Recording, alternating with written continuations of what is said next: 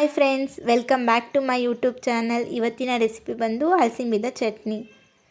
ಸ್ವಲ್ಪ ಜನಕ್ಕೆ ಹಲಸಿನ ಬೀಜ ಚಟ್ನಿ ಅಂದರೆ ಹೇಗೆ ಮಾಡ್ತಾರೆ, ಹೌದಾ ಇದರಲ್ಲೂ ಮಾಡ್ತಾರಾ ಅಂತ ಅನ್ನಿಸ್ಬೋದು. ಹೌದು, ಇದರಲ್ಲೂ ಕೂಡ ಮಾಡ್ತಾರೆ. ಹೇಗೆ ಮಾಡ್ತಾರೆ ಅಂತ ಒಮ್ಮೆ ನೋಡ್ಕೊಂಬರೋಣವಾ. ಮೊದಲಿಗೆ ಇಲ್ಲಿ ನಾನು ಹಲಸಿನ ಬೀಜನ ರೋಸ್ಟ್ ಮಾಡಿಕೊಂಡು ಸಿಪ್ಪೆ ತೆಗೆದು ಇಟ್ಕೊಂಡಿದ್ದೀನಿ. ನೀವು ನೋಡ್ತಾ ಇರ್ಬೋದು. ಮತ್ತು ಇವಾಗ ನಾನು ಚಿಕ್ಕ ಚಿಕ್ಕ ಪೀಸಾಗಿ ಕಟ್ ಮಾಡಿಕೊಂಡು ಒಂದು ಬೌಲಲ್ಲಿ ತೊಗೊಂಡಿದ್ದೀನಿ. ಇಂಗ್ರೀಡಿಯೆಂಟ್ಸ್ ನೋಡೋದಾದರೆ ಗ್ರೀನ್ ಚಿಲ್ಲಿನ ರೋಸ್ಟ್ ಮಾಡಿಕೊಂಡು ಒಂದು 7-8ನ ಇಟ್ಕೊಂಡಿದ್ದೀನಿ ನಾನು.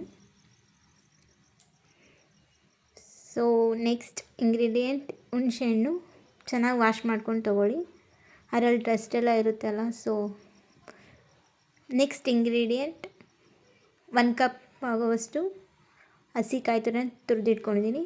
ಮತ್ತು ಇಲ್ಲಿ ಕೊತ್ತಂಬರಿ ಸೊಪ್ಪು ತೊಗೊಂಡಿದ್ದೀನಿ ಸ್ವಲ್ಪ. ಹೇಗೆ ಮಾಡೋದು ಅಂತ ನೋಡ್ಕೊಂಬರೋಣ. ಇವಾಗ ಒಂದು ಮಿಕ್ಸಿ ಜಾರಿಗೆ ನಾವೇನು ಹಚ್ಚಿಟ್ಕೊಂಡಿರ್ತೀವಲ್ವ ಹಲಸಿನ ಬೀಜ ಹಾಕೋತಾ ಇದ್ದೀನಿ.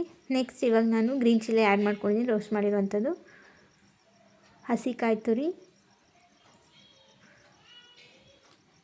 ಮತ್ತು ಕೊತ್ತಂಬರಿ ಸೊಪ್ಪು, ಹುಣಸೆಹಣ್ಣು, 1-4-5 ಎಸಲಷ್ಟು ಬೆಳ್ಳುಳ್ಳಿ, ಸ್ವಲ್ಪ ಉಪ್ಪು.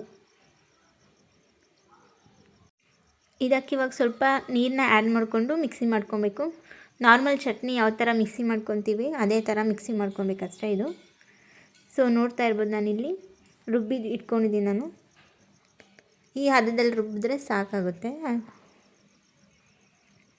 ಸೊ ಇಷ್ಟೇ ಫ್ರೆಂಡ್ಸ್, ಹಲಸಿನ ಬೀಜ ಚಟ್ನಿ ಇವಾಗ ರೆಡಿಯಾಗಿದೆ.